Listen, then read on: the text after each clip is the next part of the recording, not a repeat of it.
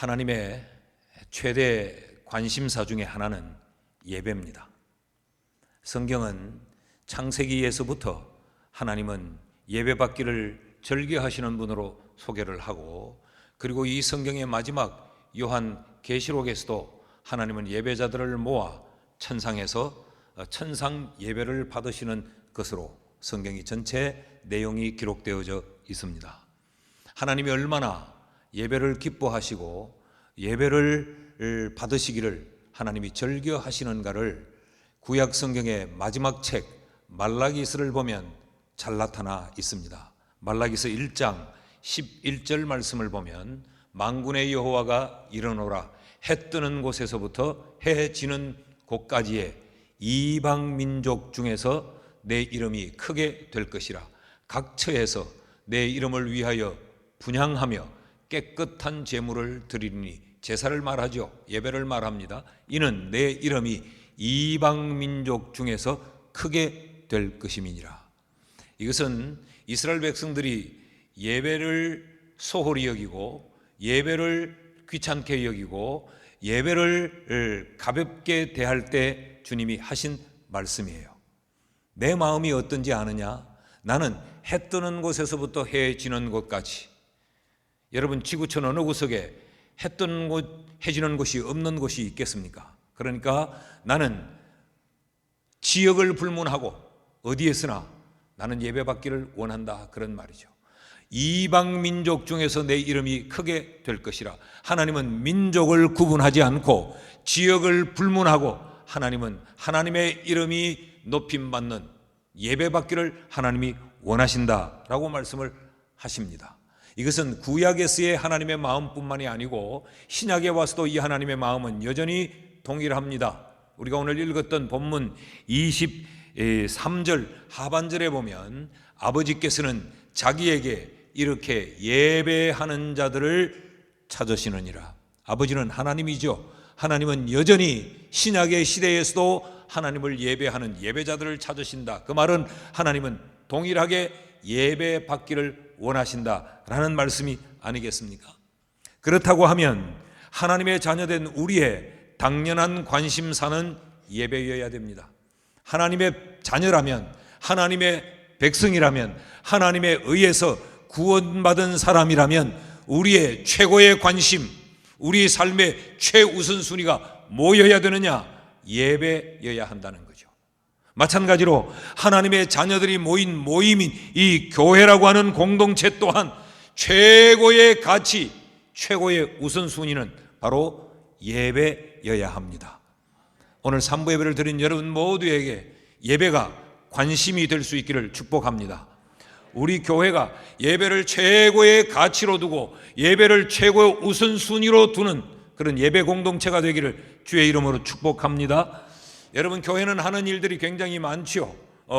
교회는 이렇게 모여 찬양 연습도 해야 되고, 교회는 구제도 하며 사랑을 베풀어야 되고, 교회는 모여서 하나님의 말씀을 공부하기도 하고, 교회는 모여서 성도들 간의 아름다운 교제도 나누고, 이 교회는 성도들의 이 일반적이고 보편적인 문화생활을 위하여서도 문화교실도 하고, 다양한 일들을 하는데 다양한 일들이 교회는 반드시 필요합니다. 그러나 그 가운데서 최고의 가치, 최고의 우선순위는 당연히 예배여야 합니다. 그런데 세상이 마지막이 되어 갈수록, 세상이 말세가 되어 갈수록, 세상이 종말에 이를수록 예배가 무너진다는 것입니다. 종말의 현저한 특성을 두 가지로 우리가 요약할 수 있어요. 하나는 사람들이 강팍해진다. 그리고 사람들이 굉장히 이기적이 된다. 여러분, 오늘 세상을 보면 그렇지 않은가요? 어떻게 사람이 이렇게 패역할 수가 있어요? 갈수록 사람들이 이렇게 이기적이고 이렇게 나빠질 수 있습니까? 디모데 후서 3장 1절에서 3절은 이렇게 말합니다. 너는 이것을 알라. 말세에 고통하는 때가 이르러서 사람들이 자기를 사랑하며 돈을 사랑하며 자랑하며 교만하며 비방하며 부모를 거역하며 감사하지 아니하며 거룩하지 아니하며 무정하며 원통함을 풀지 아니하며 모함하며 절제하지 못하며 사나우며 선한 것을 좋아하지 아니하며. 오늘 우리가 살고 있는 이 세상이 꼭 이렇지 않습니까? 이렇게 사람들이 악해지고 삶이 타락함과 동시에 또 하나 종말의 현상은 예배를 가볍게 여기고 예배를 무너지게 만든다는 겁니다. 히브리서 10장 25절 말씀을 보면 모이기를 패하는 어떤 사람들의 습관과 같이 하지 말고 오직 권하여서 그날이 가까움을 볼수록 더욱 그리하자.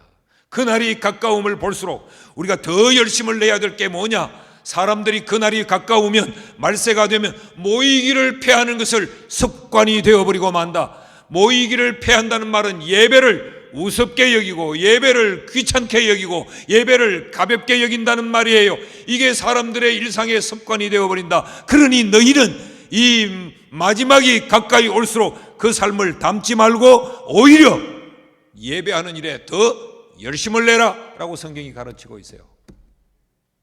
여러분, 세상의 마지막이 되어갈수록 예배를 가볍게 여깁니다. 예배를 소홀하게 생각합니다. 지금 한국 교회와 한국 교회 성도들이 예배를 소홀히 여깁니다. 오늘 한국 교회의 성도들에게 예배가 무너지고 있습니다. 모이기를 패하는 것이 습관처럼 일상처럼 그렇게 바뀌어져 가고 있습니다. 이것은 종말의 징조입니다. 지난 한 3년여 동안 코로나라고 하는 것이 이 종말적 현상에 불을 질러 놓았습니다. 우리는 교회에 모인다고 하는 것이 한 3년여 시간을 지나오면서 굉장히 가벼워져 버렸습니다. 꼭 모여야 하나? 꼭 모여서 예배를 드려야 되나? 이런 인식이 우리에게 우리도 모르는 사이에 쑥 들어와서 자리하고 말았어요. 우리는 늘 교회가 건강하지 못할 때, 교회가 교회답지 못할 때 외치는 구호가 있습니다. 초대교회로 돌아가자. 초대교회는 우리들의 교회의 원형이에요. 이 말은 초대교회가 완전하다는 이야기가 아니에요. 초대교회도 허물이 많고 부족함이 많지만 그래도 그 교회를 보면서 무엇이 장점인지 무엇이 단점인지를 우리가 보자, 그런 이야기죠. 사도행전에 나타나는 초대교회의 모습은 예배를 최우선으로 삼았습니다. 사도행전 2장 46절 말씀을 보면 날마다 마음을 같이하여 성전에 모이기를 힘쓰고, 날마다 이들은 성전에 모이는데 마음을 같이 모았어요. 어떻게 하든지 성전 모이는데 같은 마음을 가지고 성전에 모이기를 힘쓰고, 날마다 성전에 모이는데 그들은 집에서도 떡을 떼며 기쁨과 순전한 마음으로 음식을 먹었다. 성도들이 가정에 모여서 성도의 교제를 나누고 하나님을 예배했다는 이야기입니다. 이들은 얼마나 예배를 가치 있게 여겼고 그들의 삶의 최우선순위에 예배를 두고 살았다는 것을 우리에게 보여주고 있습니다. 여러분, 그렇다면 지금 우리가 관심을 가져야 되는 것, 우리가 시급히 회복해야 되는 것, 우리가 다시 한번 결단해야 되는 것이 뭔가? 예배입니다. 예배. 오늘 3부 예배를 드린 우리 모두에게 예배가 다시 한번 새롭게 결단이 되어지고 우리가 하나님이 찾으시는 이 시대에 바로 그 예배자가 우리 자신이 될 수 있기를 주의 이름으로 축복합니다. 자, 그렇다면 어떤 예배자여야 하는가? 우리는 어떤 예배자로 하나님께 예배를 드려야 하는가? 하나님이 받으시려는 예배는 어떤 예배이고 하나님이 그 예배를 드리는 예배자를 어떤 예배자를 하나님이 찾고 계시는가? 오늘 본문을 보면, 오늘 본문 짧게 읽었죠. 몇 절 안 되는 이 본문을 보면 본문에서 강조하는 것이 하나 있습니다. 아버지라는 단어입니다. 21절 말씀을 보실까요? 예수께서 이르시되 여자여 내 말을 믿으라. 이 산에서도 말고 예루살렘에서도 말고 너희가 아버지께 예배할 때가 이르리라. 예배를 말씀하시면서 아버지, 이 예배는 아버지께 드리는 것이다라고 지금 말하고 있습니다. 23절 말씀도 보면 아버지께 참되게 예배하는 자들은 영과 진리로 예배할 때가 오나니 곧 이때라. 아버지께서는 이렇게 자기에게 예배하는 자들을 찾으시느니라. 예배를 말하면서 아버지를 언급하고 그 예배자를 찾으면서도 아버지께서 예배자를 찾는다라고 말하고 있어요. 그렇다면 아버지께 예배하려면, 아버지가 찾으시는 그 예배자가 되려면 그 필요한 필요 조건은 뭘까? 마땅히 이것은 아버지를 알아야 하는 것이죠. 그래서 첫째로 아버지를 아는 예배자를 하나님은 찾고 계십니다. 당연한 이야기 아닙니까? 아버지께 예배를 드린다면 예배하는 자는 그 아버지를 알아야 되는 것이고, 아버지가 예배자를 찾고 계신다면 예배자를 찾으시는 그 아버지를 알아야 아버지가 찾으시는 예배자가 될 수 있지 않겠어요? 사도행전 17장에 보면 사도 바울이 이런 지적을 합니다. 사도행전 17장 22절 상반절을 23절을 보면 내가 두루다니며 너희가 위하는 것들을 보다가 알지 못하는 신에게라고 새긴 단도 보았나니. 이들이 굉장히 종교심이 있었어요. 그래서 굉장히 종교적인 열심과 열정이 있었습니다. 그래서 이들은 이 예배하는 일에 전력을 다했는데 바울이 뭘 지적하느냐? 너희들이 알지 못하는 신에게 예배하는 단을 만들어 두고 있더라. 그래서 바울은 알지 못하는 신에게 예배하는 너희들에게 내가 알지 못하고 위하는 그것을 내가 너희들에게 일러주려 한다라고 지금 말하고 있는 거예요. 그러니까 여러분, 예배는요, 아버지를 아는 것이 절대적입니다. 우리의 열심도 중요하고 우리가 예배하는 이런 행위들도 굉장히 소중하지만 이것보다 더 우선해서 우리가 예배하는 하나님 아버지를 알아야 되고 예배자를 찾으시는 그 아버지를 알아야 해요. 예수님이 지적을 보십시오. 사마리아 여자에게 예배를 가르치면서 이렇게 말씀하지 않던가요? 22절 상반절 말씀을 보면요, 너희는 알지 못하는 것을 예배하고 우리는 아는 것을 예배하노니. 너희는 알지 못하는 것을 예배한다. 이 말은 너희는 누구에게 예배하는지, 너희가 예배하는 분이 누구인지 너희는 이것을 알지 못한다. 근데 우리는 안다. 그 알지 못한다, 안다. 이 차이가 뭐냐? 여기 안다고 하는 이 말, 제가 지금 이 본문을 설교하면서 몇 번째 강조한 말이죠. 이 아는 것은 지식적인 알을 이야기하지 않습니다. 경험적인 알을 말합니다. 너희는 예배를 하는데, 열심히 예배하는데 너희가 예배하는 그 분인, 너희의 예배를 받는 그 예배의 대상자가 누구인지를 경험해 본 적이 없다. 근데 우리는 안다라고 지금 이야기하는 거죠. 그게 무엇 때문에 그렇게 아는 것과 알지 못하는 것이 구별되어지느냐? 그 이후에 보시면 이는 구원이 유대인에게서 남이라. 이 사실을 너희는 모른다는 거죠. 근데 우리는 이걸 안다는 거예요. 너희는 이걸 모르기 때문에, 알지 못하는 것을 예배했지만 우리는 이걸 경험했기 때문에 우리는 아는 것을 예배한다. 그런 이야기죠. 이 말은 우리는 이 구원이 유대인에게서 남이라는 이야기는 유대인들만 구원받는다는 의미가 아니라고 말씀을 드렸죠. 이건 구원자를 이야기합니다. 유다 지파의 후손이요 다윗의 혈통인 예수 그리스도, 그분으로 말미암아 구원이 주어진다는 이야기죠. 그러니까 지금 알지 못하는 그들은 예수 그리스도에 대한 경험이 없다는 이야기입니다. 근데 우리는 예수 그리스도를 경험했다는 거예요. 그러니까 우리는 아버지를 아는 자다. 너희는 아버지를 알지 못하는 자다. 그러니까 결국 아버지를 아는 예배자라는 말은 하나님에 대한 경험이 있는 자라는 이야기입니다. 이 경험은 두 가지로 우리가 나누어서 생각해 볼 수 있습니다. 그 하나는 구원의 경험이 있는 사람, 구원의 확신이 있는 사람. 여러분, 구원받지 못한 사람은 예배할 수 없습니다. 예배자가 아닙니다. 구경꾼일 수는 있지만 예배자일 수는 없습니다. 저는 오늘 산부 예배를 드린 여러분 모두가 구원의 경험이 있고 구원의 확신을 가진 자인 줄 믿습니다. 자, 그렇다면 우리는 또 하나, 여기 이 아버지에 대한 경험은 우리에게 있어서는 하나님을 맛본 경험입니다.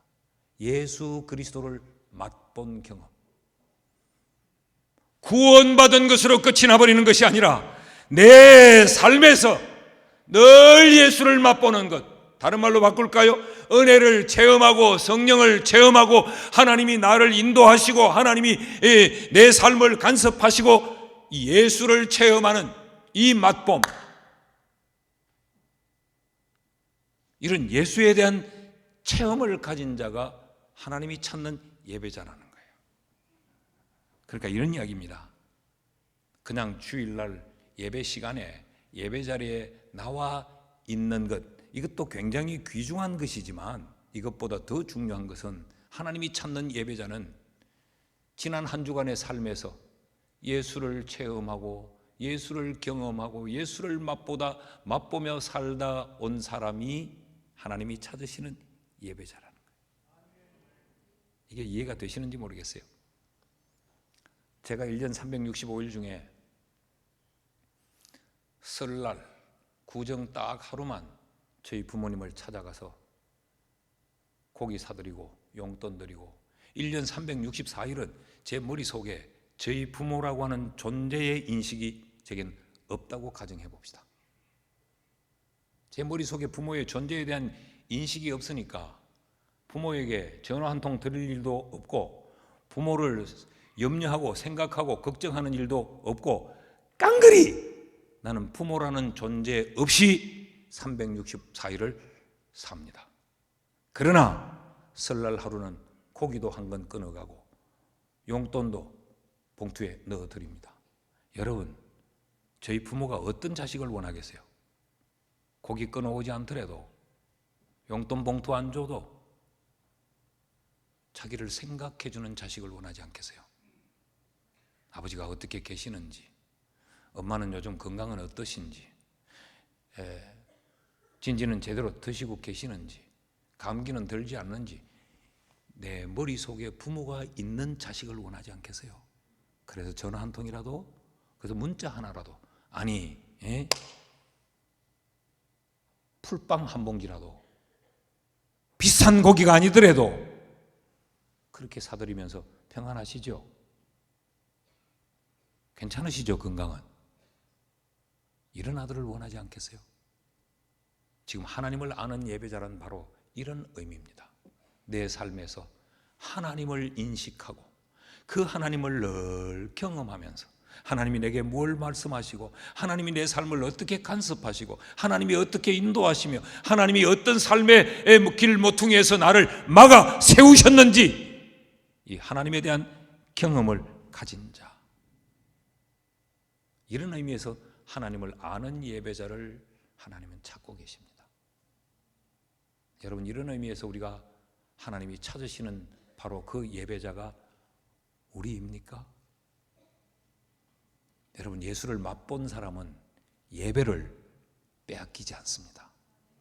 예수를 맛본 사람은 예배를 놓치지 않습니다. 그 어떤 일에도, 그 어떤 상황이라도, 그 어떤 것과도 예수를 맛본 사람은 예배를 바꾸지 않아요. 예배에 목숨을 겁니다. 그러니까 결국 하나님이 원하시는 예배자는 어떤 예배자냐? 입을 가지고 예배하는 예배자가 아니에요. 머리로 지식을 가지고 예배하는 예배자가 아니에요. 그냥 습관적으로 예배의 자리에 나오는 예배자가 아니고 하나님이 원하는 예배자는 하나님을 경험한 삶이 있는 예배자를 하나님은 원하신다는 겁니다. 하나님이 찾으시는 예배자는 하나님에 대한 삶의 경험이 있는 사람, 그 예배자를 하나님이 찾으신다는 거예요. 우리의 예배를 다시 한번 점검해 봅시다. 둘째로, 하나님이 찾으시는 예배자, 우리가 어떤 예배자가 되어야 되느냐? 참된 예배자가 되어야 합니다. 23절 말씀을 보면 이렇게 말씀을 하세요. 아버지께 참되게 예배하는 자들은, 그러니까 하나님은 어떤 예배를 찾느냐? 참되게 예배하는 자, 참된 예배자를 찾는다. 참되게 예배하는 자가 어떤 예배자일까? 영어 성경에 보면 true worshiper 그랬어요. 올바른 예배자, 진실한 예배자라고 소개하고 있습니다. 어떤 예배자가 올바른 예배자인가? 어떤 예배자이가? 24절 말씀을 보면 같이 한번 읽을까요? 시작. 하나님은 영이시니 예배하는 자가 영과 진리로 예배할지니라. 참되게 예배하는 참된 예배자는 하나님이 영이신 사실을 알고 영이신 하나님께 예배하는 자가 참되게 예배하는 자, 바르게 예배하는 자예요. 영이신 하나님을 예배하는 자. 성경에, 이 신약 성경에 영이라고 사용하는 이 그리스 단어는 크게 두 가지입니다. 하나는 푸시케라는 단어, 이것은 영혼, soul, 영혼을 표현할 때, 그러니까 그것을 영혼을 명명할 때 푸시케라는 단어를 써요. 근데 또 하나의 단어가 있습니다. 포뉴마라는 단어가 있습니다. 이 단어는 그 명해진 그 영혼이라고 하는, 그 영이라고 하는 것의 본질은 뭐냐, 실체는 뭐냐를 표현하는 단어예요. 똑같은 영이에요. 그런데 여기 쓰여진 이 영, 이 푸뉴마라는 것은 영혼의 본질을 드러내는 겁니다. 그래서 이 푸뉴마라는 단어는 바람, 숨, 생명, 호흡, 이런 이야기예요. 이게 영혼이다라는 거죠. 그러니까 하나님이 영이시다라고 하는 이 말은 하나님은 형체가 없이 그냥 안 보이는 그런 귀신 같은 영혼이다, 이런 의미가 아니고 하나님은 생명이다, 그런 이야기. 하나님은 최고의 가치다, 그런 이야기예요. 여러분, 우리의 이 육은 영이 있기 때문에 가치를 갖는 것이지, 우리의 육에서 영혼이 빠져나가 버리면 이 육체는 아무런 가치가 없습니다. 이승희 목사가 잘생겼죠. 아무리 잘생긴, 좀 부끄럽구나. 아무리 잘생겼다 해도 지금 영이 있을 때 가치가 있지, 영혼이 떠나버리면 내다 버립니다. 우리 집 사람이 나보고 여보 여보 여보 하지만 내 영이 떠나버리면 갖다 버릴 겁니다. 우리 자식들이 아빠 아빠 아빠 하지만 이 육에서 영이 떠나버리면 갖다 버릴 겁니다. 갖다 버린다는 말이 너무 모진 말처럼 들립니까? 장례하는 것이 갖다 버리는 거죠. 땅 파고 흙에 묻어버리는 거죠. 거기서 썩어 없어져라는 이야기죠. 이것이 영의 가치입니다. 하나님은 영이시니, 이 말은 하나님이 내 삶의 생명이요, 하나님이 내 삶의 가치라는 것. 영이신 하나님을 예배하라는 말은 예배자가 하나님이 나의 삶의 전부라고 하는, 하나님이 내 인생의 주인이라고 하는, 하나님 없으면 내 삶은 아무런 가치도 없다라고 드려지는 예배가 하나님이 찾으시는 예배, 그게 참된 예배예요. 여러분, 우리의 예배는 어떤가요? 우리 지난주에 예배는 뭐냐? 예배는 가치를 하나님께 돌려드리는 것이다 그랬죠. 하나님에 대한 가치를 인정하는 것이라 그랬죠. 그렇다면 예배자는 그 하나님께 내가 가진 생명을, 내가 가진 전부를 그 하나님께 향하는 것, 그것이 바로 참된 예배입니다.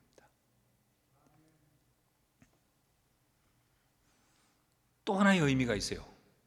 하나님은 영이시다. 영이신 하나님을 예배한다고 하는 것은 이런 생명, 가치, 이런 의미도 있지만 또 하나는 하나님의 무제한성을 이야기합니다. 하나님은 영이시야 라는 말은 하나님은 제한받지 않으시는 분이야. 육을 가진 존재는 다 제한적이지요. 장소에 제한을 받지요. 시간에 제한을 받지요. 행동하는 것에 제한을 받지요.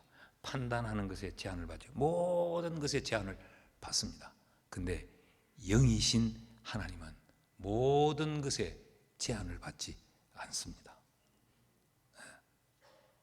이제 다음 주, 그 다음 주쯤 살필 말씀인데 제한받지 않는 하나님을 우리가 보게 돼요. 여기서 말씀했는데 여기가 아닌 하루가 길을 가야 되는 거기서 역사가 만들어지는 거예요. 이게 하나님이에요. 그러니까 하나님은 영이시니라는 말은 제한되지 않는 하나님을 강조하는 겁니다. 여러분, 지금 예수님의 이 말씀이 왜 나왔느냐? 사마리아 여자의 20절 말씀 때문에 나온 거잖아요. 20절 말씀이 뭐냐? 20절 말씀을 보면 사마리아 여자가 우리 조상들은 이 산에서, 사마리아에 있는 이 산에서 예배하였는데 당신들은 유대인들은 예루살렘에서 예배해야 된다라고 말합니다.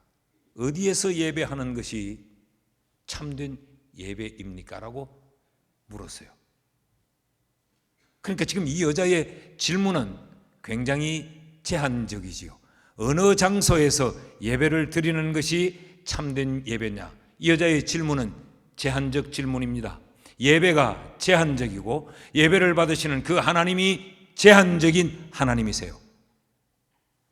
이런 여자의 이 질문. 근데 이 여자가 뭐라고 말해요? 우리 조상들은 조상을 언급해요. 이런 이야기죠. 우리는 조상적부터 늘 이렇게 배워왔고 우린 이렇게 행해왔다. 그러니까 그 전통과 역사적인 그 행위에 이 여자의 예배는 딱 제한이 되어져 있습니다. 우린 조상적부터 이렇게 가르치길래 이렇게 들어왔다. 그리고 우리는 지금까지 조상적부터 이렇게 해왔다. 굉장히 이 여자의 말은 제한적인 겁니다. 전통에 갇혀 있고 역사에 제한되어져 있었어요. 그때 하나님이 하시는 말, 예수님이 하시는 말씀이 아니야, 하나님은 영인데, 그런 이야기입니다. 하나님은 장소에 제한받는 분이 아닌데 너희들의 전통과 관습 속에 하나님을 가두어 둘 수 있는 분이 아닌데 하나님은 영이신데 예배는 영이신 하나님께 예배해야 되는데 라고 지금 주님이 말씀하는 거예요. 여러분, 우리의 오해가 뭐냐? 우리가 예배하는 예배자로서 우리가 실수하는 게 뭐냐? 우리는 예배를 공간 속에 제한합니다. 요 공간 속에 우리는 예배를 제한해요. 그래서 참 재미있는 모습을 보게 되는데, 저희 교회를 이렇게 이제 뭐 연합회나 여러 모임에서 많이 이제 사용을 하기 위해 신청을 많이 하죠. 저는 우리 교회는 그렇게 공공재로 쓰여져야 된다고 생각해요. 우리만을 위해서 쓰여지는 것이 아니고 많은 분들에게 예배와 신앙의 유익을 위해서 사용되어져야 된다고 생각을 하는데, 한 40여 명이 모이는 모임에도 이 본당 예배당을 쓰게 해달라고 말합니다. 그럼 제가 몇 명이 모여요? 하면 뭐 한 40여 명 모일 것 같아요. 그러면 작은 공간이 있습니다. 아니요, 목사님, 예배하는데 본당에서 해야 된다. 40명 때문에 이 냉난방을 가동시켜야 되고 이 조명과 전기를 다 써야 되고, 그러자면 영상은 안 필요해요. 영상이 있어야죠. 예배한다니까. 저기들 교회는 없어.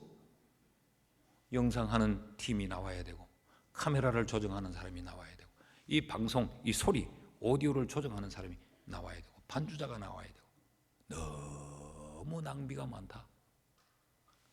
사랑홀도 300석이나 되고 은혜홀도 500여 석이나 되는데 다른 공간을 얼마든지 써도 되잖아요. 예배는 여기서 드려야 된다네요. 하나님은 영이신데 우린 이런 오해가 우리에게 있어요. 그런가 하면 우리는 지난 전통과 관습 속에 예배를 가두어두고 하나님을 가두어두려고 합니다. 옛날부터 우리는 이랬는데, 우리 전에는 안 그랬는데, 여러분, 한국교회 많은 갈등과 분쟁과 이 나누어짐의 원인이 뭔가? 하나님을 제한하는 것 때문에 그래요. 우리 전통은 안 그랬는데, 우리의 관습은 안 그랬는데, 이것 때문에 얼마나 많은 다툼이 일어나는지 몰라요. 따라하십시다. 하나님은 영이시니 하나님은 무한하세요. 우리의 전통과 관습 속에 가두어둘 수가 없어요. 하나님의 능력은 무한하십니다. 하나님의 역사는 우리의 상상을 뛰어넘습니다. 하나님의 활동하심은 우리가 청량할 수 없어요. 주일학교 아이들이 부르는 노래가 있어요. 저 하늘보다, 저 깊고 깊은 바다보다, 온 우주보다 하나님은 우주에 담을 수가 없고 바다로 하나님을 청량할 수 없어요. 그래서 우리가 찬양을 뭐라고 합니까? 하나님의 그 사랑은 저 하늘을 두루마리 삼고 바다를 먹물로 삼아도 하나님의 사랑을 다 기록 못하는데, 하나님의 사랑도 거기 다 기록 못하는데 어떻게 하나님의 전부를 다 기록할 수 있어요? 그러니까 하나님이 찾으시는 예배자는 하나님이 우리에 의해 제한받지 않으시는 영이신 하나님임을 인식하고 영이신 하나님께 예배하는 자를 하나님은 받으신다는 거예요. 그러므로 예배에는 어떤 불가능을 전제하고 예배 드리는 게 아닙니다. 예배 드리는 자리는 혹시라고 하는 것으로 예배 드리는 것이 아닙니다. 하나님은 영이시기에 난 우리 모두가 이런 예배자 되기를 축복합니다. 셋째로, 하나님이 찾으시는 예배자는 어떤 예배자인가? 하나님이 영이시니까 그 영이신 하나님이 뭘 요구하느냐? 영과 진리로 예배하기를 원해요. 그러니까 하나님이 찾으시는 예배자는 영과 진리로 예배하는 예배자입니다. 우리 이 바뀌기 전 개역 성경에는 신령과 진정으로 그렇게 되어 있었어요. 조금 번역에 조금 무리가 있어요. 그러니까 사람들이 오해를 많이 해요. 신령과 진정으로, 그러니까 예배는 신령하게 예배해야 된다. 그러니까 전부 무엇을 먼저 생각하는가 하면 외형적인 거, 뭐 이렇게 좀 신령해 보이고 좀 거룩해 보이는 모습을 먼저 생각해요. 진정으로, 이 말은 진정으로 이렇게만 생각되는 거예요. 정신 똑바로 차리고 마음을 다해서 이렇게만 생각이 자꾸 들어진 거죠.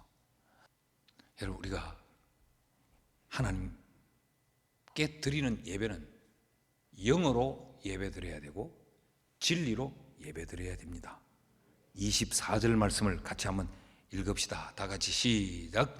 하나님은 영이시니 예배하는 자가 영과 진리로 예배할지니라. 참되게 예배한다는 것이 예배자의 대상자와 관계된 문제라면, 여기 영과 진리로 예배한다는 것은 예배의 그 내용과 관계된 문제예요.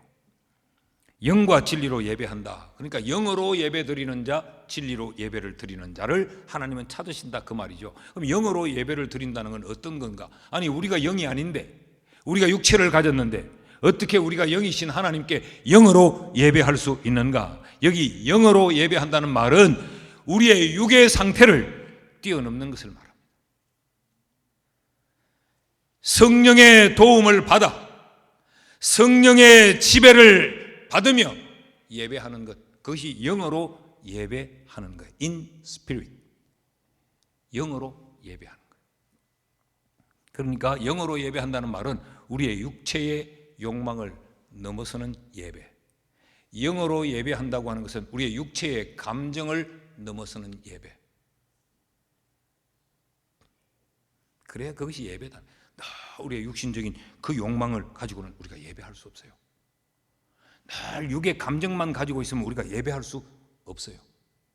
이걸 뛰어넘는, 그러니까 하나님에 의해 감동받아 하나님에 의해 지배를 받아 하나님에 의해 인도를 받아서 드리는 예배가 영으로 드리는 예배입니다. 난 우리 찬양대의 찬양이 영으로 드리는 찬양이 되기를 축복합니다. 나는 영으로 예배하고 있는가? 나는 예배하면서 육체의 욕망을 가지고 예배하고 있지는 않는가? 나는 오직 성령에 압도되어서 예배하고 있는가? 우리의 예배를 한번 점검해 봐야 돼요. 또한 진리로 예배를 드리는 자, 진리로 예배한다는 것은 무엇일까? 진리는 알리데이아라고 하는 이 말은 동일한 의미이지만 엄격하게 두 가지로 우리가 분리해서 생각해 볼 수 있어요. 하나는 진리, 글자 그대로 진리입니다. 하나님의 말씀이 진리죠. 이건 예배의 내용을 말합니다. 진리로 예배한다는 말은 예배의 중심이 하나님의 말씀이어야 된다는 거예요. 그 말씀에 집중하고 그 말씀을 사모하고 그 말씀을 영접하고 받아들이는 것, 그게 진리로 예배하는 거예요. 말씀이 예배의 중심이 돼요. 또 하나, 여기 진리라는 말은 거짓과 반대되는 참이라는 의미입니다. 그러니까 사실, 진실이라는 의미예요. 하나님이 찾으시는 예배자는 진실한 예배자예요. 진실로 예배하는 자예요. 근데 이것이 무엇과 연결이 되어 있느냐? 하나님의 말씀과 연결이 되어 있어요. 말씀 앞에 진실한 자, 하나님의 그 말씀 앞에 정직한 자, 하나님의 말씀 앞에 감추는 거나 덮거나 변명하거나 왜곡하거나 이런 것이 없이 하나님의 말씀 앞에 거짓 없이 진실되고 참된, 그것이 진리로 예배하는 거예요. 때로 우리가 설교를 들으면서도, 하나님의 말씀을 들으면서도 우리는 왜곡할 수 있죠. 그 말씀을 받아들이면서도 내가 내 식으로 이 하나님의 말씀을 변형시킬 수도 있죠. 하나님의 말씀이 내게 회개를 촉구하는데도 그 하나님의 말씀에 나는 받아들이지 않는 거예요. 회개할 이유가 없다. 내가 왜 회개하는데? 내가 뭘 잘못됐는데? 이건 지금 말씀 앞에 진실되게 서는 태도가 아닌 거예요. 진리로 예배하는 게 아니에요. 여러분, 나는 진리로 예배하는가를 한번 돌아보셔야 됩니다. 나는 지금 말씀에 압도당하는 예배를 드리고 있는가? 오직 말씀에만 집중되어 예배하고 있는가? 사람이 참 변하기 어렵지만 학습 능력이 뛰어난 사람이 있어요. 뭘 하나를 배우면 배우는 대로 착착 받아들여서 발전하는 사람이 있고 전혀 발전이 없는 사람이 있어요. 사람이 계속되는 그 경험에 의하여서도 사람이 발전되는 사람이 있는가 하면 계속 똑같은 걸 반복하면서도 그 경험으로 발전되지 않는 사람이 있어요. 목사가 계속 설교를 하는데도 설교를 1년을 해도 2년을 해도 3년을 해도 전혀 발전이 없는 사람이 있을 수 있어요. 우리 박신혜 집사님이 이 노래를 하는 성악가잖아요. 예, 유명한 성악가에 우리 교회에서 지휘를 하고 있으니까 우리가 만만하게 봐서 그렇지, 사람이 작아도 보통이 넘어요. 그런데 1년을 2년을 10년을 할수록 더 발전돼야 되죠. 학생들을 가르치는데도 1년을 가르쳐도 맨날 목소리 내고 2년을 가르쳐내도 맨날 쥐어짜는 소리 내고 이런 사람이 있는가 하면 한 달 만에 움푹, 2달 만에 불쑥 성장하는 사람이 있어요. 교회 일도 그래요. 교회 일도 여러 사람에게 이렇게 맡겨보면 저게 지금 맡긴 지가 3년이 됐는데도 아직도 그때나 지금이나 똑같이 발전을 못하고 어디서 시작해야 될지 어디서 마쳐야 될지를 몰라가지고 후닥닥후닥닥거린. 여러분, 우리가 매일 예배하고 주일마다 예배하고 신방을 받아 예배하고 우리가 예배와 더불어 사는데 우리의 예배도 발전되어야 하지 않겠어요? 그 예배하는 예배자가 성장하고 성숙해야 하지 않겠어요? 여러분, 말씀에 압도당하는 예배자, 그 말씀 앞에서 거짓이 없이 그 말씀 앞에 나를 진실되이 세우는 이런 진리로 예배하는 자가 우리 모두 될 수 있기를 주의 이름으로 축복합니다. 찬송가에 나오는 가사처럼 세상과 나는 간 곳 없고 구속한 주만 보이도다. 신령과 진정으로 예배함으로 세상과 나는 간 곳 없고 나를 구속한 주님만 보이는 것. 이 찬송의 후렴은 이렇게 되어 있어요. 이것이 나의 간정이요 이것이 나의 찬송이니. 오늘 찬양대가 이 찬양을 했잖아요. 이게 우리의 간정이 돼야 돼요. 예배에 이런 간정이 있어야 돼요. 이게 우리의 찬양이 돼야 돼요. 예배가 습관이 되고 예배가 형식이 되고 예배가 화석처럼 굳어버리면 그 예배는 하나님이 받으시는 예배가 아닙니다. 여러분, 우리 신앙생활을 이제 처음 시작하는 사람처럼, 이제 교회에 처음 나온 사람처럼 우리 예배를 다시 시작합시다. 하나님이 찾으시는 바로 그 예배자가 우리가 될 수 있도록. 24절 말씀을 같이 한번 읽습니다. 시작. 하나님은 영이시니 예배하는 자가 영과 진리로 예배할지니라. 아멘.